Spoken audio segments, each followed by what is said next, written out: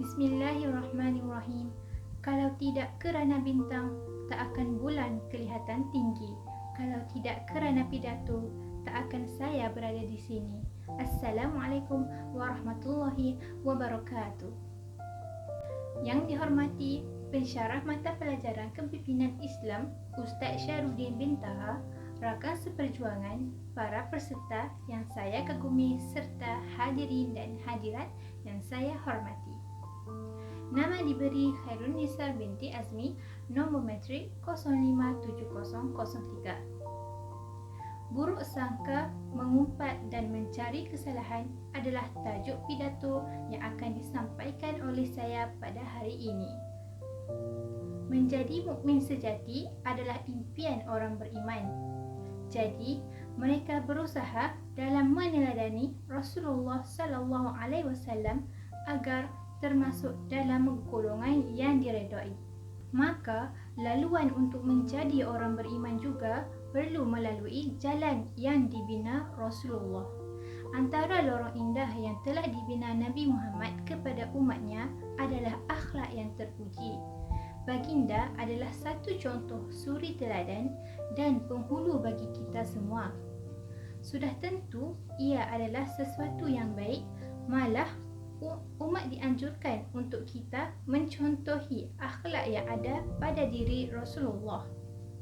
Menjauhi perbuatan tercela termasuk berburuk sangka, mengumpat serta mencari kesalahan dan keaiban orang adalah antara akhlak terpuji Rasulullah yang perlu dibina dalam diri. Ia bukan sahaja termasuk dalam perbuatan tercela, bahkan tergolong dalam penyakit hati. Berburuk sangka, mengumpat dan mencari-cari kesalahan orang lain meletakkan seseorang Muslim itu bukan sahaja memiliki akhlak yang kotor, tetapi untuk menjauhkan diri daripada kesucian agama Islam sebenar. Banyak kesan tidak baik yang akan wujud, apatah lagi melibatkan hubungannya dengan orang lain seperti keluarga dan masyarakat. Firman Allah Subhanahu wa taala di dalam surah Al-Hujurat ayat 12 yang bermaksud, "Wahai orang yang beriman, jauhilah kebanyakan daripada sangkaan, yakni agar kamu tidak menyangka sangkaan yang dilarang, kerana sesungguhnya sebahagian daripada sangkaan itu adalah dosa." Janganlah kamu mengintip atau mencari-cari kesalahan dan keaiban orang, dan janganlah sesetengah kamu mengumpat sesetengahnya yang lain. Adakah seseorang daripada kamu suka memakan daging saudaranya yang telah mati? Jika demikian keadaan mengumpat, maka sudah tentu kamu jijik kepadanya. Oleh itu, patuhilah larangan-larangan yang tersebut dan bertakwalah kamu kepada Allah. Sesungguhnya Allah penerima taubat lagi Maha mengasihani. Hadirin yang dikasihi, seorang Muslim sejati tidak akan mudah memburuk sangka kepada orang lain. Fikirannya tidak akan digunakan untuk menyangka sesuatu yang tidak baik terhadap orang lain. Malah, dia amat berhati-hati dalam menilai kerana bimbang dan menghadirkan dosa akibat sangkaan yang buruk. Rasulullah sendiri melarang keras daripada berburuk sangka dan berhati-hatilah dalam penilaian kita kepada orang lain. Namun, kita dianjurkan untuk menjauhi perbuatan seperti itu kerana bimbang ekoran sangkaan tidak baik akan menjadi punca perbalahan dan pergaduhan. Tindakan kita yang berprasangka dan membuat andaian sendiri tanpa berusaha untuk bertanya kepada tuan badan sebenarnya mengundang bahaya.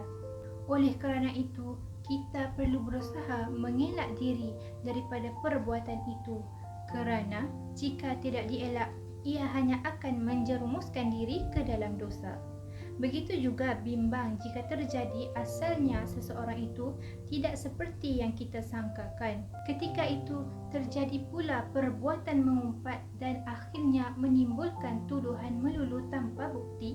Lebih malang lagi jika daripada sangkaan buruk dan tuduhan melulu itu akhirnya akan membawa kita menjadi seorang batu api.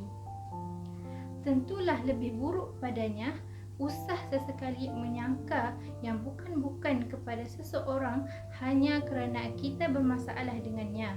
Begitu juga jangan kita terlalu terburu-buru menyangka keburukan seseorang sehingga akhirnya akan membuatkan kita menyesal kemudian hari. Perbuatan ini sama sekali usah dijadikan amalan.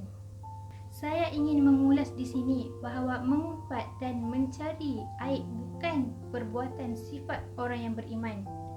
Jadi, kita perlulah ingat cerita aib seseorang yang dicari itu belum tentu benar.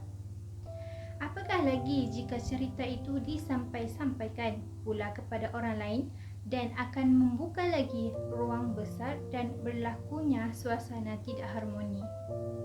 Mencari kesalahan dan aib orang lain semata-mata hanya untuk memuaskan hati sendiri adalah petanda bahawa hati kita rosak.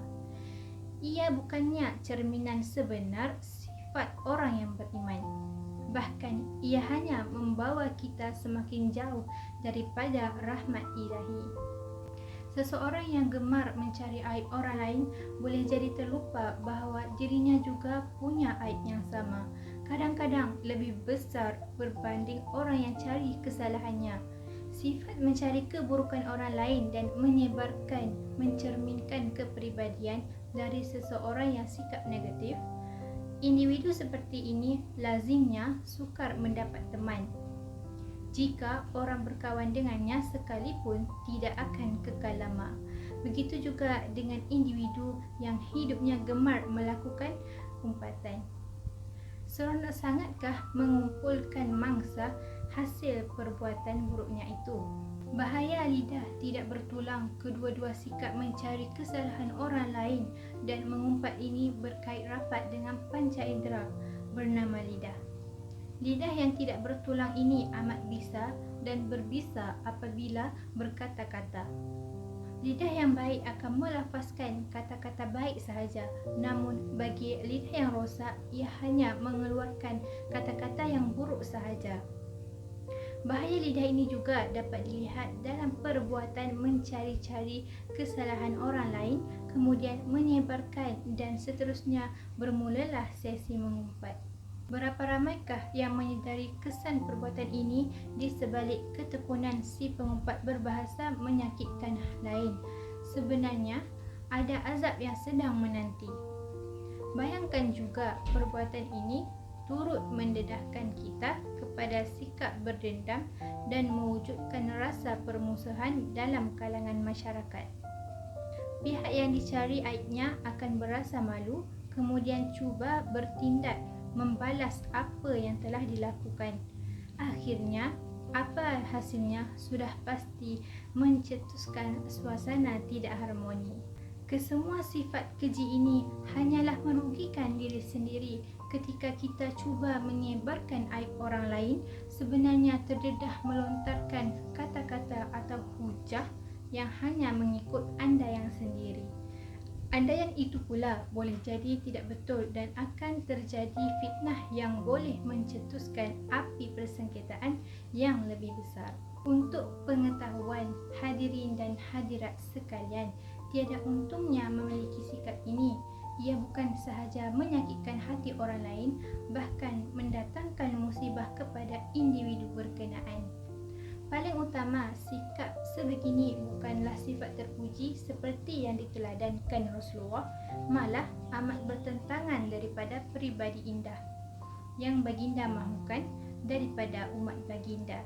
Cubalah belajar untuk berkata-kata yang baik sahaja. Ucapkanlah perkataan yang menyejukkan hati si pendengar. Lafazkanlah kata-kata yang membuatkan orang lain ingat kepada Allah. Leparkanlah kata-kata yang dapat menyadarkan orang lain, bukannya menyebarkan keburukan atau umpatan yang tidak mendatangkan faedah maupun kebaikan.